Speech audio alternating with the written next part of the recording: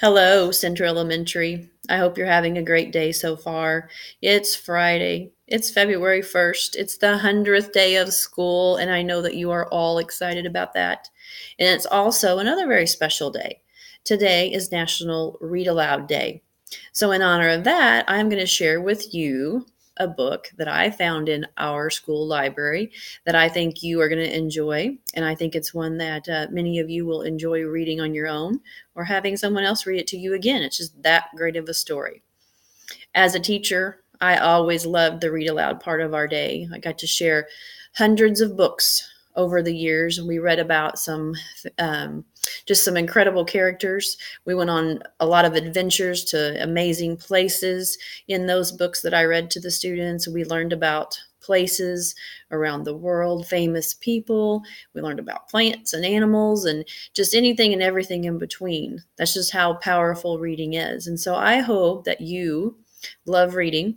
I hope you find that reading is magic, just like our character today does, and that you will share with me some of the stories that you read. I'd love to have you tell me about your favorite stories when I see you in the hall.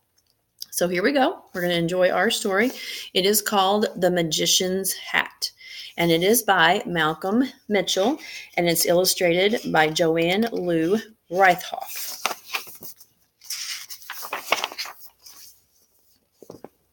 Family Fun Day at the library was filled with exciting events. There were book scavenger hunts, storytelling, reading rallies. Today, for the first time, a magician arrived with a bag of tricks and a big hat, and everyone gathered around to see the magician perform. He bent a spoon just by looking at it. He made playing cards float in front of his nose. The magician could even make a coin appear from a puppy's ear. When he waved his magic wand, a banana vanished. This was just the warm-up act. Now the magician was ready to dazzle the crowd with his favorite trick of all. The magician's magic started with a story. When I was a kid, my mom and dad brought me to this library on Family Fun Day, and during the book scavenger hunt, I wandered into the reading room. There were hundreds of books about dogs, books about planes, books about the sun, flowers, rain, cities, and circus dancers. And out of the hundreds of books, one special book jumped out at me. It was a book about magic. I read and I read and I read every single word on every single page. I discovered that that book wasn't just about magic. I learned that books are magic. Even though I was still in the library, those pages and those words took me places that I had always dreamed of going. And that's how I knew I wanted to be a magician when I grew up. And soon after that, I got my magician's hat. The Family Fun Day crowd had grown, and kids from all over were eager to see more of the magician's magic. He asked them, "Well, what do you want to be when you grow up?" Amy shouted, "I want to be a dentist." The magician invited Amy to reach inside of his hat, and Amy dug, then deeper, and even more, until she felt something. It's a book, Amy shouted, and the magician asked, "Well, what's your book about?"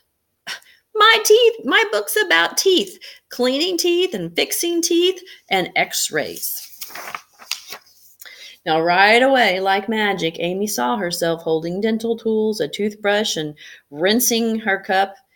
But in the library, where everyone else could see, Amy was hugging her book and smiling. Now, Matt had been watching closely, and after seeing Amy's magic, he wondered, well, what else is in that hat? So he called out, "I want to be a famous football player." And so the magician offered Matt his hat. "Let's see what magic you can find inside." So Matt reached in way, way down. There was something that couldn't fit in one hand. So Matt plunged both hands into the hat and pulled. It's a book about football. It even has my name on it. And all at once, like magic, Matt was on the field. He was running, tackling, catching, punting, sometimes fumbling, sometimes falling, lots of time winning. Ryan called out from the back of the crowd, "Wait a second. This is not magic. Amy and Matt's parents must have told the magician what they wanted to be when they grew up." The magician asked Ryan, "Well, what do you want to be when you grow up?" This was Ryan's chance to prove that the magician was a fake. He snickered and he said, "A dog." The magician asked Ryan to reach into his magic hat. Ryan said, "I can't feel anything."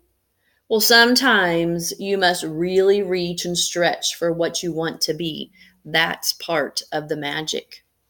So Ryan reached deeper and deeper until his fingers grabbed onto something. He clutched a beautiful book that had nothing to do with dogs.